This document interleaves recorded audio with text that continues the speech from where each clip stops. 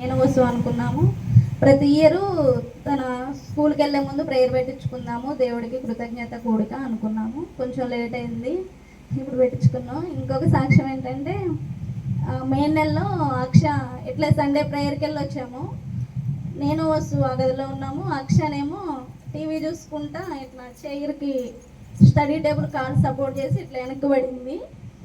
ఆ తల వెళ్ళి గోడకి తగిలింది, బ్లడ్ వచ్చింది. ఎమ్మటనే నేను మా బావగారు వీళ్ళందరూ తీసుకెళ్ళారు హాస్పిటల్కి.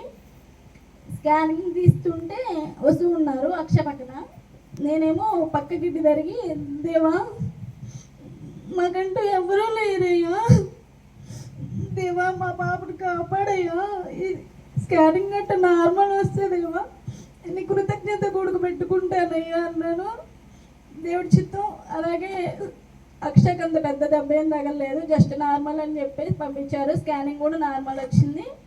దాన్ని బట్టి దేవుడి కృతజ్ఞతలు.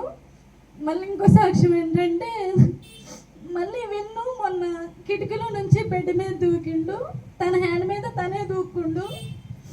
మేము చూసిన వసు ఎమ్మటినే చూసి అను చెయ్యి ఇరిగిందను అని చెప్పి ఎమ్మటినే తలబొట్టుకుండు. మేము తీసుకెళ్ళాము, నేను మురళి వసు తీసుకెళ్ళాము. తీసుకెళ్తే కిడ్స్ కేర్లో అన్నారు కొంచెం ఇంజూర్ అయినట్టుంది, స్కానింగ్ తీయాలి అని చెప్పారు. వసు నేను బాగా ఏడ్చాను హాస్పిటల్లో. వసు ఏడుస్తుంటే నేను జూలా పోయా అసలు.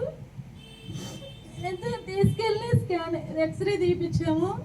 మళ్ళీ ఆయన చెయ్యి నరం కొంచెం ఇట్లా అయింది, 3 కట్లు కట్టాలని చెప్పారు. దేవుడు ఇద్దరికి ఈ సాతాన క్రియల నుంచి దేవుడు ఇద్దరిని పెద్ద పెద్ద గాయాలేం కాకుండా జస్ట్ నార్మల్గా అయ్యేటట్టు చేశాడు. అందుని బట్టి దేవునికి స్తోత్రములు. ఇంకా మా జీవితంలో చాలా గొప్ప కార్యాలు చేశారు. కాకపోతే నేను చర్చిలో నుంచొని చెప్పాలంటే భయపడి నేను అసలు ఏం చెప్పలేదు. ఇక దేవుడు చేసిన మేలులు బట్టి స్తోత్రములు. ఈ చిన్న సాక్ష్యం దేవుడు దీవించును కాక.